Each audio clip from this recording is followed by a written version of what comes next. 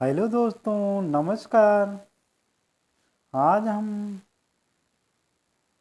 हिंदी साहित्य की वीडियो की श्रृंखला में भक्ति काल के विषय में चर्चा करेंगे। भक्ति काल को दो भागों में बांटा गया है, निर्गुण धारा, सगुण धारा। तो हम निर्गुण धारा के प्रेमासारई शाखा या सूफी संप्रदाय के विषय में चर्चा करेंगे, जिसे हिंदी साहित्य में प्रेम मार्गी धारा भी कहते हैं। भारत में सूफी धर्म का प्रचार प्रसार 12वीं शताब्दी में ख्वाजा मोइनुद्दीन चिश्ती ने किया था। सबसे पहले आप हमारे चैनल को सब्सक्राइब कीजिए और वीडियो को शेयर कीजिए। हम सूफी संत के विषय में, सूफी धर्म की बातों के विषय में चर्चा करेंगे। इस्लाम धर्म से दो पंथ निकले, एक शरा और एक बेशरा। बेशरा के अंतर्गत ही सूफी संप्रदाय आता है। बेशरा में 4 संप्रदाय हैं: चिश्ती संप्रदाय, सोहरावर्दी संप्रदाय, कादरी संप्रदाय, नक्शबंदी संप्रदाय। बेशरा संप्रदाय की द्वारा ही सूफी संप्रदाय की उत्पत्ति होती है। इसको हम चारों को याद करने के लिए एक ट्रिक बनाएंगे। सबसे पहले सभी संप्रदाय के पहले अक्षरों को लेते हैं, जैसे ची सु कान, चिसुकान। चिश्ती संप्रदाय में मोइनुद्दीन चिश्ती आते हैं, जिन्होंने सूफी संप्रदाय को हिंदी साहित्य में स्थापित किया। सूफी संप्रदाय की संक्षिप्त रूपरेखा हम देखते हैं तो इसमें 4 संप्रदाय, चिश्ती संप्रदाय, सोहरावर्दी संप्रदाय, कादरी संप्रदाय, नक्शबंदी संप्रदाय आते हैं। चिसुकान और चिश्ती संप्रदाय के आदि प्रवर्तक अबू अब्दुल्लाह चिश्ती हैं। भारत में इसके प्रवर्तक मोइनुद्दीन चिश्ती हैं। इसका समय 12वीं शताब्दी का उत्तरार्ध माना जाता है। सूफी दर्शन को तसव्वुफ कहते हैं। सूफी शब्द की उत्पत्ति या सूफी शब्द की व्युत्पत्ति के संबंध में अनेक मत हैं। कुछ आलोचक या कुछ विद्वान सूफ शब्द से सूफी शब्द की उत्पत्ति मानते हैं। सूफ शब्द का अर्थ है ऊन, तो कुछ विद्वान सब मूल शब्द से सूफी शब्द को कहते हैं उत्पन्न होना। सब का अर्थ है पंक्ति, सूफा, चबूतरा, सोफिया, विद्या, सफा। सफा से तात्पर्य पवित्र या निर्मल। लेकिन सफा शब्द ही ज़्यादा प्रचलित है, जिससे पवित्र और निर्मल माना जाता है। सूफी या प्रेम मार्गी शाखा के प्रथम कवि और प्रस्तोता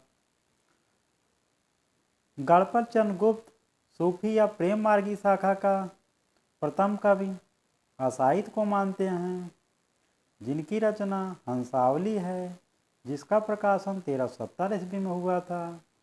राम कुमार वर्मा के अनुसार प्रथम प्रेम मार्गी कवि चंदायन हैं,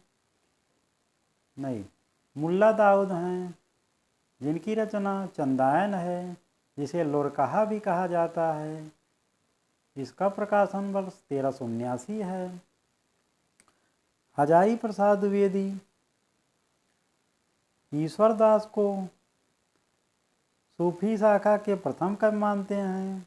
इनकी रचना सतवती कथा है, जो 1501 में रचना की गई। रामचंद्र शुक्ल ने कुतुबन को प्रथम सूफी कवि माना है। इनकी रचना मृगावती है, 1503 ईस्वी में रचना किए हैं कुतुबन मृगावती की। आसाहित की रचना हंसावली का रचना स्रोत विक्रम बैताल की कथा है। इसमें गुजरात के पाटन की राजकुमारी हंसावली की कहानी है। राम कुमार वर्मा ने मुल्ला दाऊद को अपने इतिहास ग्रंथ में संधिकाल के अंतर्गत रखा है। राम कुमार वर्मा आदिकाल को 2 कालों में विभाजित किया है, संधिकाल एवं चारण काल। मुल्ला दाऊद का जन्म रायबरेली के डलमऊ में हुआ था। डॉक्टर माता प्रसाद गुप्त ने चंदायन को लोरकहा या लोरकथा नाम से अभिहित किया है। चंदायन की रचना मुल्ला दाऊद ने किया था। हिंदी के प्रमुख सूफी कवि और उनकी प्रचलित काव्य ग्रंथ निम्न हैं। आसाहित की रचना हंसावली है। इसकी भाषा राजस्थानी और छंद चौपाई दोहा है। रचना काल 1370 ईस्वी। मुल्ला दाऊद कालक्रम में देखेंगे तो आसाहित के बाद दामोदर कवि आते हैं, तब मुल्ला दाऊद आते हैं। तो दामोदर कवि की रचना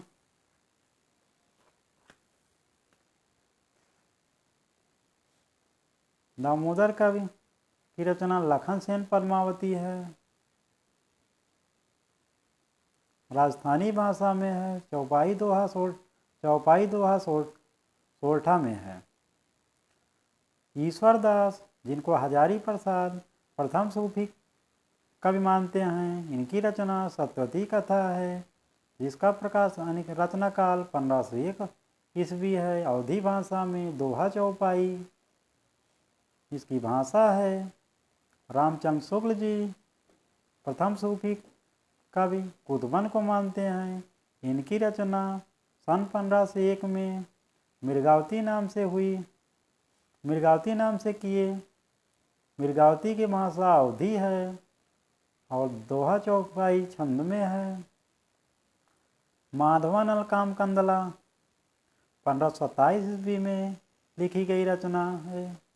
गणपत ने इसको लिखा है। राजस्थानी भाषा में सिर्फ दोहा छंद प्रयुक्त हुआ है। प्रेम मार्गी धारा का प्रतिनिधि काव्य पद्मावत है, जिसकी रचना मलिक मोहम्मद जायसी ने सन 1540 में अवधी भाषा में किया, जो चौपाई और दोहा छंद में प्रयुक्त है। मंझन की रचना मधुमालती है, जिसका रचना काल 1545 ईस्वी। अवधी भाषा दोहा चौपाई में। कुशल लाभ द्वारा माधवानल काम कंदला चौपाई की रचना 1556 ईस्वी में राजस्थानी भाषा में किया गया, जिसमें चौपाई दोहा छंद और सोरठा छंद प्रयुक्त हुआ है। जटमल की रचना प्रेम विलास प्रेमलता की कथा 1556 ईस्वी में राजस्थानी भाषा में हुआ। नंददास ने 1568 ईस्वी में रूप मंजरी की रचना किया, जिसकी भाषा ब्रज भाषा है, दोहा चौपाई में है। नंददास कृष्ण भक्त शाखा अर्थात सगुण शाखा के सगुण भक्त के कृष्णाशाही शाखा के ही प्रतिनिधित्व कवि हैं। नंददास जड़िया, बाकी सब नंददास जड़िया, इन्हीं को उपाधि प्राप्त है। आलम की रचना आलम ने 1584 में माधवानल काम कंदला की रचना किया। अवधी भाषा में चौपाई दोहा सोरठा प्रयुक्त हुआ है। नारायण दास 1590 ईस्वी छिताई वार्ता नाम के ग्रंथ लिखे हैं। राजस्थानी ब्रज भाषा में दोहा चौपाई भाषा प्रयुक्त हुआ है। दोहा चौपाई छंद प्रयुक्त किए हैं। उस्मान की रचना चित्रावली है, जिसका प्रकाशन 1613 ईस्वी में अवधी भाषा में। पुहकर कवि 1618 ईस्वी में रसरत्न नामक ग्रंथ की रचना की अवधी भाषा में। शेख नबी 1619 ईस्वी ज्ञानदीप नामक ग्रंथ की रचना अवधी भाषा में किए। नरपत व्यास नल दमयंती, कासिम शाह हंस जवाहिर, मुकुंद सिंह नलचरित, नूर मोहम्मद इंद्रावती। नूर मोहम्मद की रचना 1764 ईस्वी में अनुराग बांसुरी है। अनुराग बांसुरी में बारवाई और चौपाई का प्रयोग हुआ है। चित्रावली और पद्मावत में 7 चौपाइयों पर दोहे का क्रम है। हम एक टिक भी लिखे हैं कि हंसा छीने लखन प्रेम माधव राजस्थानी। तो हंसा से हंसावली, छीने से छिटाई वार्ता, लखन सेन पद्मावती, प्रेम विलास संपत। जटमल की रचना है जो प्रेम विलास प्रेमलता की कथा, माधवन अलकाम कंदला। इतनी रचनाएं राजस्थानी भाषा में हैं, बाकी सब अवधी भाषा में हैं। रूप मंजरी ब्रज भाषा में। 17वीं सदी के मध्य संख्या की दृष्टि से सर्वाधिक प्रेमाख्यानों की रचना जान कवि ने की है, जिसका रचना काल 1612 से 1664 ईस्वी माना जाता है। जान कवि ने सर्वाधिक ग्रंथों की रचना 78 ग्रंथों की रचना की, जिसमें 29 प्रेमाख्यान है। कथा रत्नावली, कथा कनकावती, कथा मोहिनी, कथा कमलवती, कथा नल दमयंती, कथा कलावंती, कथा रूप मंजरी, कथा पिजरसा, कथा कलंदर, ग्रंथ लैला मजनू आदि ग्रंथों की रचना किया है। अगर हमसे कभी प्रतियोगी परीक्षाओं में प्रश्न पूछ लिया जाए कि सूफी संत में या प्रेम मार्गी धारा में सर्वाधिक प्रेमाख्यानक ग्रंथों की रचना या सर्वाधिक ग्रंथों की रचना किसने किया था, तो जान कवि ने किया था। प्रेमाख्यानक परंपरा में अंतिम ग्रंथ इंद्रावती माना जाता है। रामचंद्र शुक्ल जी ने इंद्रावती को प्रेमाख्यानक परंपरा का अंतिम ग्रंथ मानते हैं, जिसकी रचना नूर मोहम्मद ने 1744 में अवधी भाषा में दोहा चौपाई छंद में किया है। जान कवि की भाषा राजस्थानी प्रभावित ब्रज भाषा है। दामोदर कवि ने लखन सेन पद्मावती की कथा को वीर कथा कहा है। आचार्य रामचंद्र शुक्ल ने ईश्वरदास कृत सत्यवती कथा को भक्त काल के किसी धारा में स्थान नहीं दिया। मृगावती की रचयिता कुतुबन चिश्ती वंश के शेख बुरहान के शिष्य थे और जौनपुर के बादशाह हुसैन शाह के आश्रित कवि थे। मृगावती में चंद्रनगर के गणपत देव की राजकुमार और कंचनपुर की रानी रूप मुरारी की कथा मृगावती की प्रेम कथा का वर्णन है। मंझन के द्वारा लिखी गई रचना मधुमालती में बहुपत्नीवाद का अभाव है। हिंदी प्रेमाख्यानक परंपरा का एक ऐसा प्रथम काव्य है जिसमें बहुपत्नीवाद नहीं है। मधुमालती में नायक मनोहर और महारस नगर की राजकुमारी मधुमालती की प्रेम कथा के अनंतर प्रेमा और तारा की भी प्रेम कथा समानांतर रूप से चलती है। बनारसी दास ने अपनी आत्मकथा अर्धकथानक में 2 प्रेमाख्यानकों की चर्चा किए हैं, मृगावती और मधुमालती। उन्होंने एक पंक्ति भी लिखा है अपनी आत्मकथा अर्धकथानक में, तब घर में बैठे रहें नाहिन हाट बाजार, मधुमालती मृगावती पोथी 2 उजार। सन 1643 ईस्वी में दक्षिण भारत के शायर नसरती ने मधुमालती के आधार पर दक्षिणी उर्दू भाषा में गुलशन इश्क के नाम से एक प्रेम कथा लिखी। जायसी की रचना पद्मावत में कुल 57 खंड हैं। जायसी का प्रिय अलंकार उत्प्रेक्षा अलंकार है।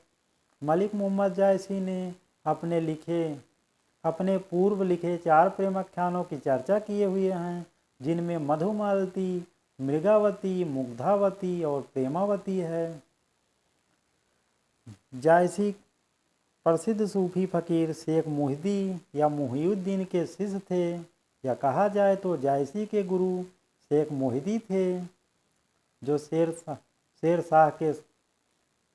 शाह सूरी के समकालीन थे तथा अमेठी के निकट जायस में रहते थे।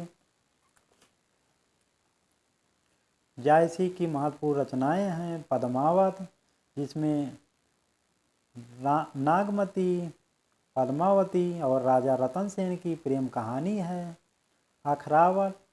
अखरावट में हिंदी वर्णमाला के एक एक अक्षर को लेकर सिद्धांत संबंधी तत्वों से भरी चौपाई है। आखिरी कलाम कयामत का वर्णन है आखिरी कलाम में, और मुगल बादशाह की बाबर की प्रशंसा है। चित्ररेखा इनका लघु प्रेमाख्यान काव्य है। कहरानामा आध्यात्मिक विवाह का वर्णन है या कहरउआ शैली में लिखा है। मसलानामा ईश्वर भक्त के प्रति प्रेम निवेदन है। इसमें आचार्य रामचंद्र शुक्ल ने जायसी के द्वारा रचित 3 ग्रंथों की चर्चा करते हैं और 3 ही को वो प्रमाणिक मानते हैं। पहला है पद्मावत, जिसकी रचना 1540 ईस्वी में पूर्ण हुई। अखरावट, जिसमें हिंदी के वर्णमाला के अनुसार अनेक शब्दों के अनेक वर्णों पर सूफी सिद्धांत का वर्णन है। आखिरी कलाम, जिसमें कयामत का वर्णन है। आचार्य शुक्ल के अनुसार पद्मावत की कथा पूर्वार्ध कल्पित और उत्तरार्ध ऐतिहासिक है। रामचंद्र शुक्ल जी कहते हैं कि पद्मावत की कथा का पूर्व भाग कल्पित है और उत्तर भाग ऐतिहासिक है। रामचंद्र शुक्ल ने लिखा है कि कबीर ने केवल भिन्न प्रतीत होती हुई परोक्ष सत्ता की एकता का आभास दिया था। प्रत्यक्ष जीवन की एकता का दृश्य सामने रखने की आवश्यकता बनी थी। यह जायसी द्वारा पूरी हुई। पद्मावत में प्रयुक्त प्रतीकार्थ निम्न हैं, जिसके विषय में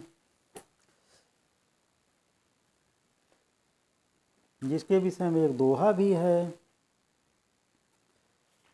जिसको हम चर्चा करते हैं।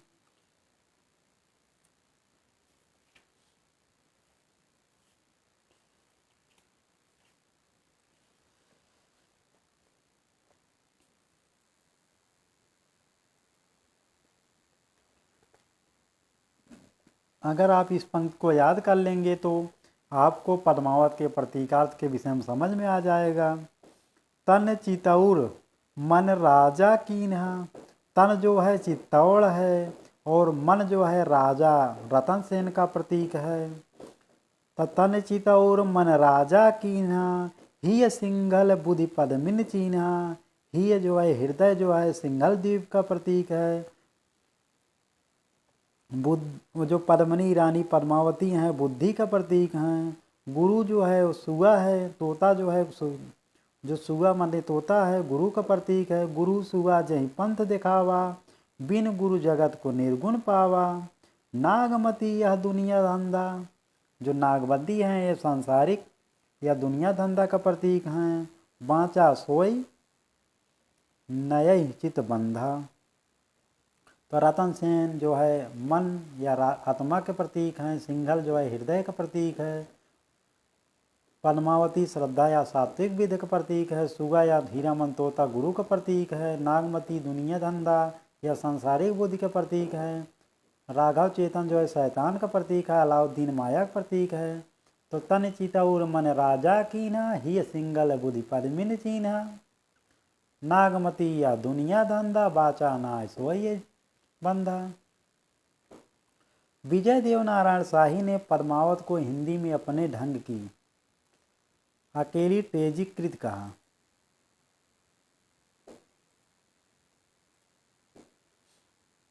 पद्मावत का नागमती वियोग खंड हिंदी साहित्य की अनुपम निधि है।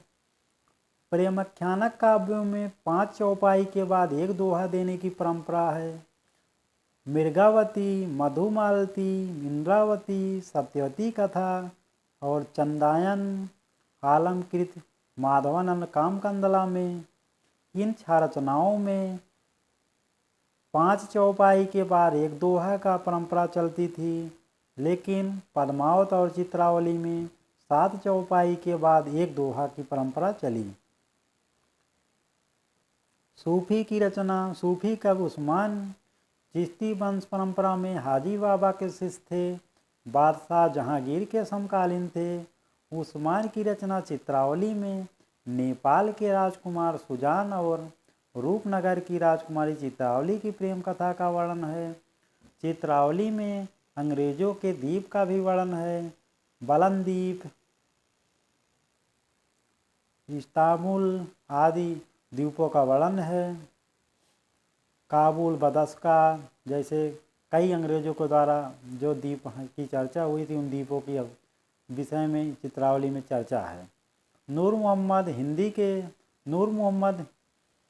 हिंदी के अंतिम प्रेमाख्यानक परंपरा के कवि हैं, जो दिल्ली के बादशाह मोहम्मद शाह के समकालीन थे। नूर मोहम्मद ने फारसी भाषा में रौजतुल हकायक नामक ग्रंथ की रचना की थी। नूर मोहम्मद की रचना इंद्रावती में कलिंजर के राजकुमार और आगमपुर की राजकुमारी इंद्रावती की प्रेम कहानी है। आचार्य रामचंद्र शुक्ल ने नूर मोहम्मद की रचना अनुराग बांसुरी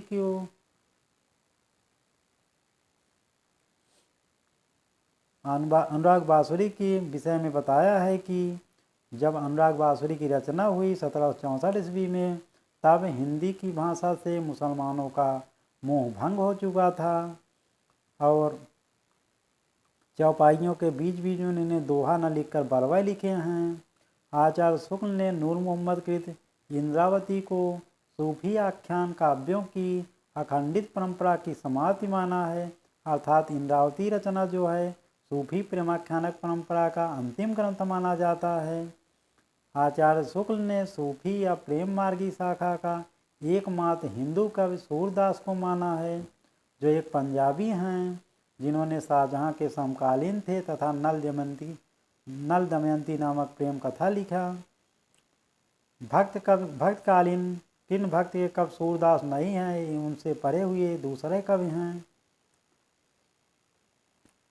अब हम प्रेमाख्यानक काव्य उसके नायक नायिका के विषय में चर्चा करते हैं। चंदायन काव्य में, जिसको मुल्ला दाऊद ने लिखा था, इसमें लोर या लौरिक नाम का नायक है तो चंदा नाम की नायिका है। सत्यवती कथा में राजकुमारी सत्यवती और राजकुमार ऋतुपर्ण की प्रेम कहानी है, जिसमें ऋतुपर्ण को कुष्ठ रोग या कोढ़ रोग हो जाता है, तो सत्यवती की तपस्या से ज्ञान प्राप्त होता है और इनको ऋतुपर्ण को एक तालाब में स्नान करने के लिए कहा जाता है, जिससे इनका कुष्ठ रोग कट जाता है। मृगावती, इसमें राजकुमारी मृगावती, राजकुमार और मृगावती की प्रेम कहानी है। पद्मावत, इसमें राजा रतन सेन पद्मावती और उनकी पत्नी नागमती के विषय में वर्णन है। मधुमालती में 2 युगलों की कहानी है, मधुमालती और मनोहर, प्रेमा और ताराचंद। माधवानल कामकंदला माधव, इन दोनों लोगों की प्रेम कहानी है। रूपमंजरी नंददास की रचना है, इसमें रूपमंजरी और कृष्ण की प्रेम कहानी है। रतन सेन की कुकर कब की रचना है, जिसमें रंभा और सोमा का प्रेम काव्य है। अब हम कुछ महत्वपूर्ण पंक्तियां देखते हैं सूफी साहित्य की। कुतुबन के द्वारा लिखी गई पंक्तियां जो मृगावती में हैं। रुक्मिणी पुनि वैसे ही मरी गई, कुलवंती सत सो सती भई, बाहर वा भीतर वा होई, घर बाहर को रहा न जोई, विधि कर चरित न जाने आनु, जो शीर्षा सो जाई नियानु। इसमें रुक्मिणी पुनि वैसा ही मरी गई, कुलवंती सत सो सती भई। इसमें आप कु तू और कुल कु और कु को तुकांत मिला लीजिए तो आप किसी ट्रिक से याद कर लीजिए। कुलवंती कुतुबन। मंझन, मंझन की पंक्ति है, देखत ही पहचान्यो तो ही ऐही रूप जेहि छंद्र्यो मोही। तो ऐही रूप अगर आता है तो मंझन का है। मंझन की पंक्ति होगी ऐही रूप ऐही रूप ऐही रूप ऐही रूप ऐही रूप।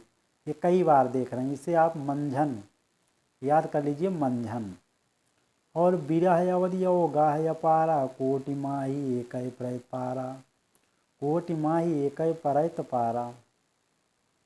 विरह की अवधि अति गंभीर होती है, बहुत कठिन होता है, इसको पार करना बहुत कठिन होता है। कोई करोड़ों में से एक ही होता है जिसे पार कर पाता है विरह के समय को।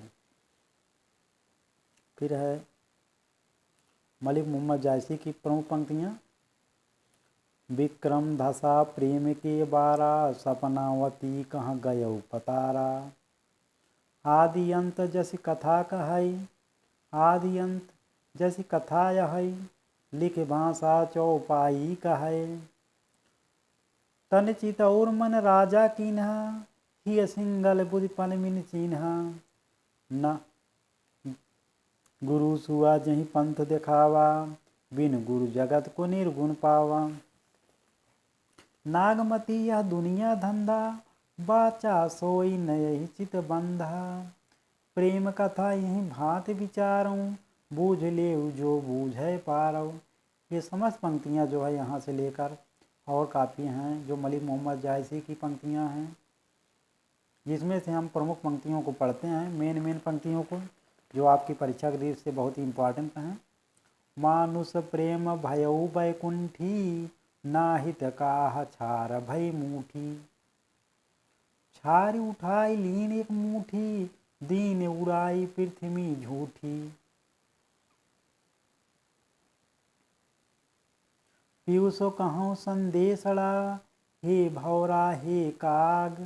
शोधन बिरहे जरि मुई, ते ही धुआं हम लाग। इसके बाद है, नयन जो देखा कमल भा, निर्मल नीर शरीर। हंसत जो देखा हंस भा, जब दसन ज्योति नग हीर।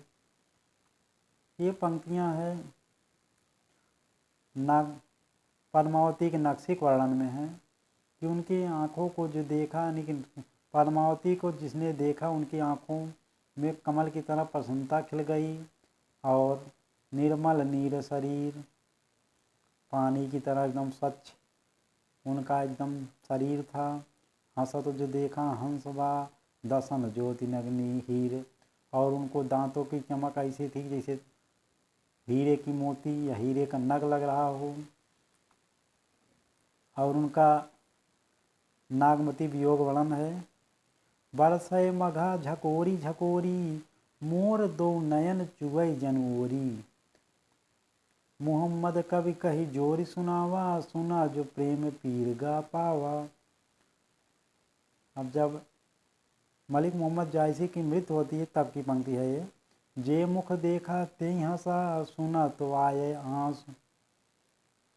क्योंकि मलिक मोहम्मद जायसी के मुख में एक आंख से काने थे और मुख में चेचक का दाग था, थोड़ा चेहरा कुरूप था। तो वही कह रहे हैं, जे मुख देखा ते हंसा, सुना तो आए वहाँ। जब इनके मरने की कोई समाचार सुना तो उनकी आंखों में आंसू आ गए और जब इनको देखते थे तो हंसी जाती थी। वही तो कहते हैं, मोहिका हंसे कि कोहिरव। एक बार शेरशाह सूरी मलिक मोहम्मद जायसी को अपने दरबार में बुलाते हैं, इनको इनके कुरूप चेहरे को देखकर हंसाते हैं। तो मलिक मोहम्मद जायसी उनसे जवाब करते हैं कि मोहिका हंसे कि कोहिरव, हम पर हंस रहे हो जिसने हमको बनाया उस पर।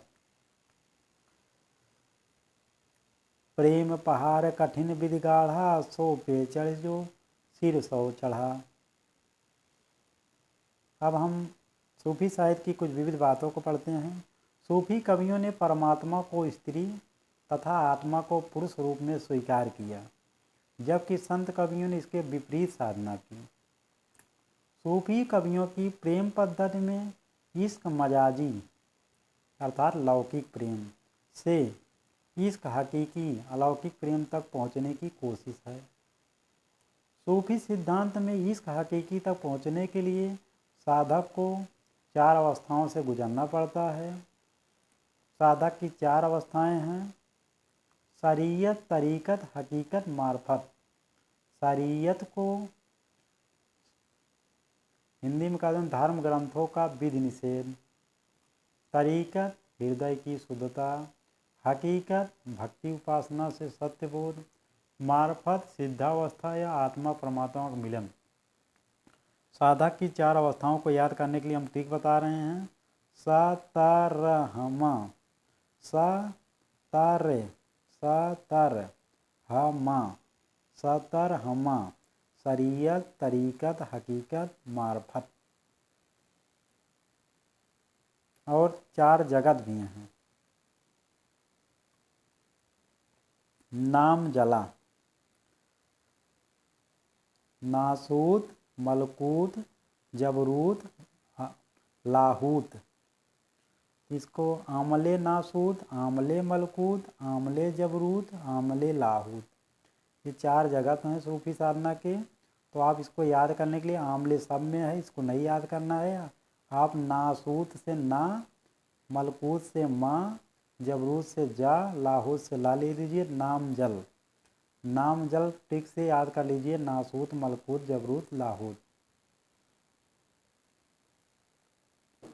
अब हम अगले वीडियो में सगुण धारा, सगुण भक्ति के विषय में चर्चा करेंगे, जिसमें कृष्ण भक्ति और राम भक्ति के विषय में चर्चा करेंगे।